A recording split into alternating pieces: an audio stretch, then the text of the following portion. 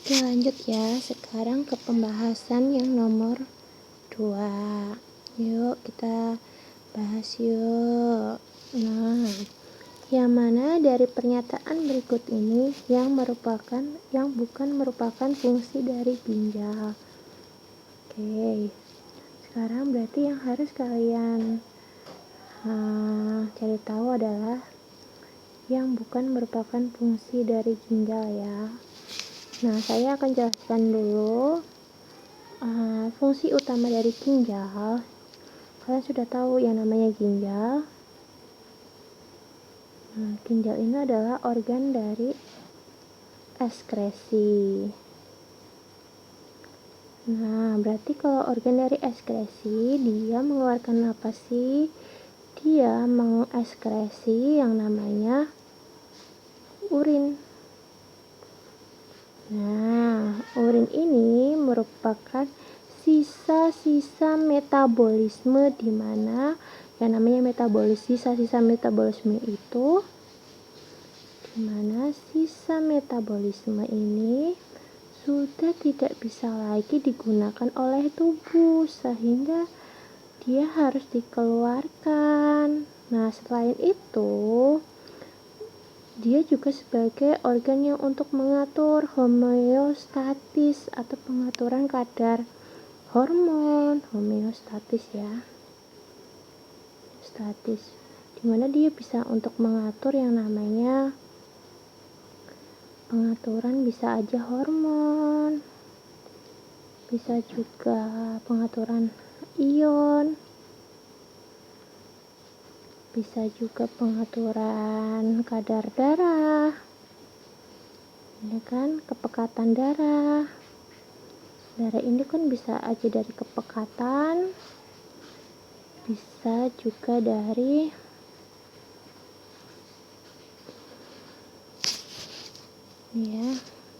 kepekatnya, atau bisa juga dari tekanannya. Nah, bisa juga kadar-kadar kayak zat-zat yang lain, zat-zat makro. Yang kita tahu ya, zat makro itu ada protein, ada karbo. Nah, dia juga mengatur kadar tadi ini, keempat zat ini. Yuk kita cari tahu apa saja sih itu. Nah, yuk dibuka dulu di sini fungsi ginjal tadi ya, yang pertama. Nah, di situ ada pengeluaran zat-zat sisa organik. Nah, ini ya, zat-zat sisa organik, dimana zat sisa organik ini dikeluarkan melalui yang kita sudah tahu, yaitu urin. Dimana urin manusia itu komponen utama. Nah, berarti isi utamanya si urin, komponen utamanya itu ya yang paling ada untuk pengukuran urin itu normal atau tidak, yaitu ada urea. Yang kedua ada asam urat. Yang ketiga ada kreatinin. Nah, ini pewarna urin. Ini pewarnanya. Nah, kreatinin. Terus selanjutnya produk pengurangnya, tadi ada hemoglobin ya, ada juga hormon. Berarti benar dong kayak penjelasannya Bu Suci, bahwa di dalam urin kita ini tadi pastinya mengandung ada 4 ini ya, komponen utama. Pasti tadi ada yang namanya ion. Yang kedua bisa merupakan zat sisa metabolisme. Nah,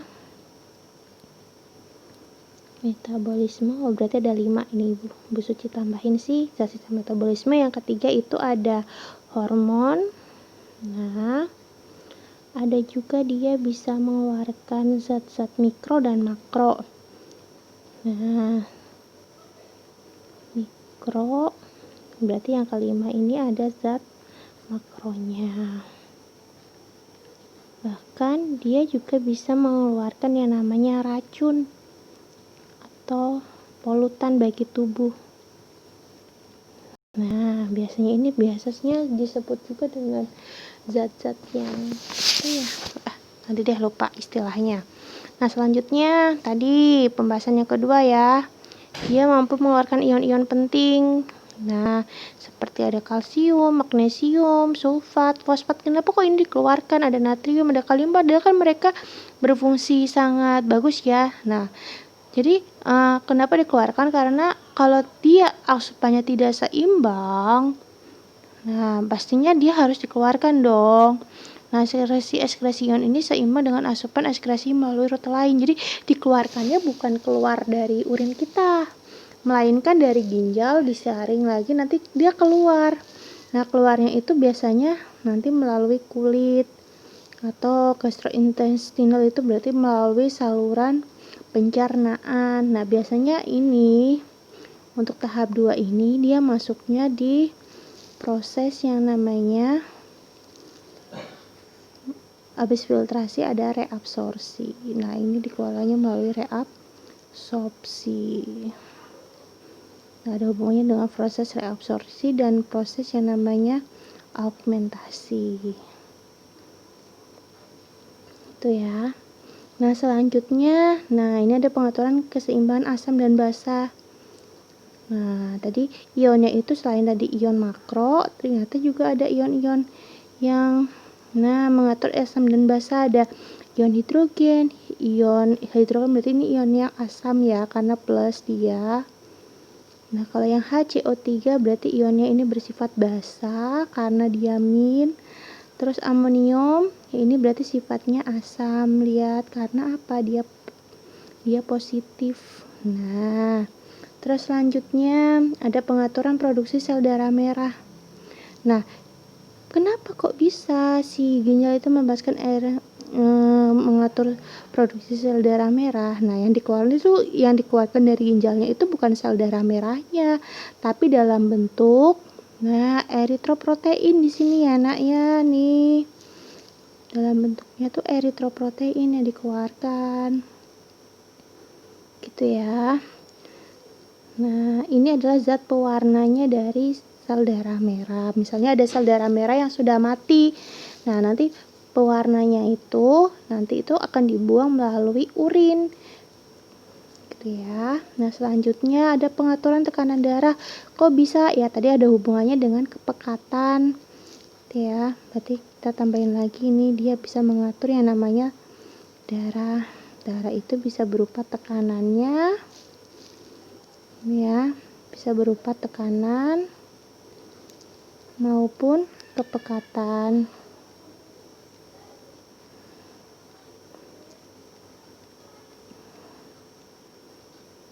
Nah, gitu ya.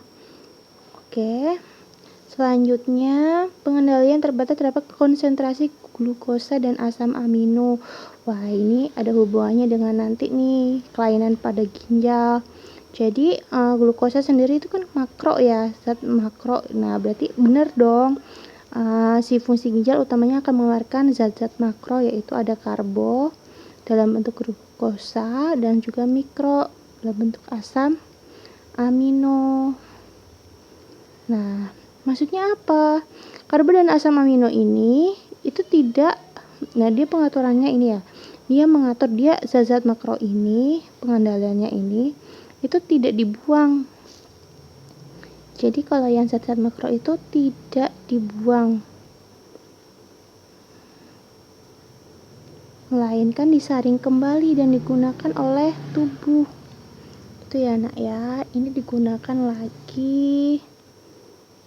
Ini tidak diekskresikan, tidak dieskresi gitu ya, kecuali di nomor 6. Yang lainnya ini dibuang. Untuk yang nomor 1 dibuang, nomor 2 dibuang. Ya kan? Kalau ada yang berlebih. Nah, selanjutnya bukan dibuang. Astagfirullahaladzim. Untuk yang nomor 2 ini, ini direabsorpsi. Untuk yang nomor 2 ini akan direabsorpsi juga. Nih ya. Nomor 2 dan 3 ion ini akan direabsorpsi. Nah, kalau yang ini akan dibuang, nomor 4. Nah, selanjutnya untuk yang nomor 5, pengaturan tekanan darah. Ginjal mengatur volume cairan yang esensial bagi pengaturan tekanan darah, juga memproduksi renin. Nah, ini biasanya ada berhubungan dengan komponen untuk meningkatkan tekanan darah. Nah, biasanya ini masuk ke proses yang namanya reabsorpsi ini. Nah, kalau yang ini difiltrasi. Pengetahuan zat beracun berarti ini di proses yang namanya pengeluaran. Nah, tadi ya racun itu harus dikeluarkan. Oke, paham sampai sini?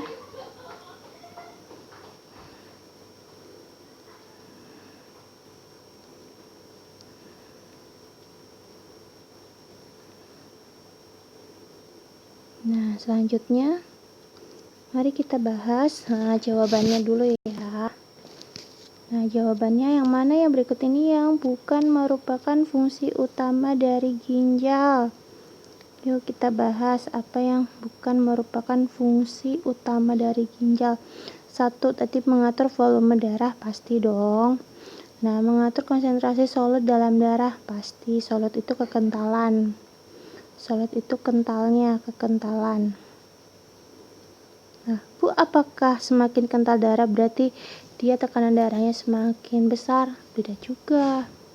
Biasanya kalau darahnya semakin kental berarti itu menandakan bahwa kita itu jarang minum air sehingga darah kita itu akan kental. Terlihatnya di mana ketika kita menstruasi atau ketika kita ini transfusi darah. Biasanya nanti orang yang membantu kita untuk mengambil darah kita tuh biasanya menyarankan, Mbak, banyakin minum ya. Kenapa? Kamu tanya deh, kenapa kok banyakin minum? Ya kan darahan kamu tuh terlalu kental kayak gitu. Pasti coba nanti tanya aja sama orang PMI ya. Nah, selanjutnya mengatur pH cairan ekstravaskuler. Nah, ekstravaskuler berarti maksudnya apa, Bu? Nah, dia mengatur pH pada cairan ekstravaskuler. pH itu mengatur asam basa. pH itu ada hubungannya dengan pH ini ada hubungannya dengan konsentrasi asam dan basa. Ada dong, sama dong. Dimana tadi asam yang mempengaruhi adalah ion hidrogen dan ion amonium ya, NH4. Nah, sedangkan untuk yang basa itu ada asam bikarbonat HCO3-. Nah, ini ada yang ada di sistem pernafasan kita nih. Ternyata nanti HCO3- ini yang berlebih akan dikeluarkan melalui urin kita. Nah, di cairan ekstravaskuler adalah di luar sel, betul nggak? Ya pastinya intinya dia akan mengatur pH kan, dia akan mengatur si pH-nya ini. Nah, mengatur asam basa. Otomatis betul dong untuk yang jawaban C. Nah, selanjutnya pengaturan sintesis vitamin A. Nah, sintesis itu bahasa lain dari pembuatan. Nah, sintesis ini artinya adalah pembuatan. Nah, apakah benar si ginjal ini akan membuat vitamin A? Ya, pastinya tidak ya. Nah, yang ini pastinya dia tidak. Otomatis kita akan menjawab yang D. Nah, selanjutnya yuk kita coba lihat yuk, jangan menyerah. Karena sudah tahu jawabannya berarti kita jawab dulu yang E, bener apa enggak sih? Pengaturan sintesis sel darah merah. Oh, betul. Kenapa? Untuk yang sintesis pembuatan sel darah merah itu pasti iya. Ada di fungsi yang mana? Di fungsi yang kalian lihat di nomor 4. Nah, sintesis sel darah merah ini ditunjukkan pada fungsi yang nomor 4 nih. Ini ya, dia mengatur produksi sel darah merah. Di mana nanti sel darah merah yang sudah rusak, nah eritroproteinnya ini harus dikeluarkan. Ketika dikeluarkan otomatis kan dia semakin berkurang tuh kadar sel darah merah di dalam tubuh. Ketika sel darah merah berkurang di dalam tubuh, otomatis dia akan memberikan sinyal untuk sumsum tulang memproduksi lagi si sel darah merah. Jadi maksudnya di situ untuk pengaturan dalam pembuatan sel darah merah. Jadi bukan berarti untuk yang E itu bukan berarti si ginjal ini ginjal itu bukanlah atau tidak membuat sel darah merah. Ginjal itu tidak membuat sel darah merah, tapi dia ini ada hubungannya dengan proses yang namanya homeostatis. Di mana ginjal ketika dia di dalam darahnya yang dia saring, jadi ginjal itu kan menyaring darah nih, ketika kandungan eritroproteinnya tinggi, nah jadi gini nih, jadi ketika ini kan normal, keadaan normal nih, misalnya ini timbangan, ketika keadaannya normal ya berarti tidak ada pembuangan eritroprotein dong, tapi ketika eritroproteinnya tinggi, nah eritronya tinggi, nah otomatis akan memberi sinyal buat si ginjal nih. Ginjal ini harus mengeluarkan eritronya. Otomatis ketika eritronya ini udah tinggi, kadar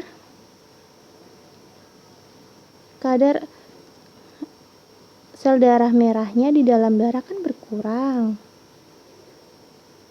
Nah, ketika sudah berkurang, otomatis dia akan memberikan sinyal lagi kepada sumsum tulang untuk memproduksi sel darah merah lagi, gitu.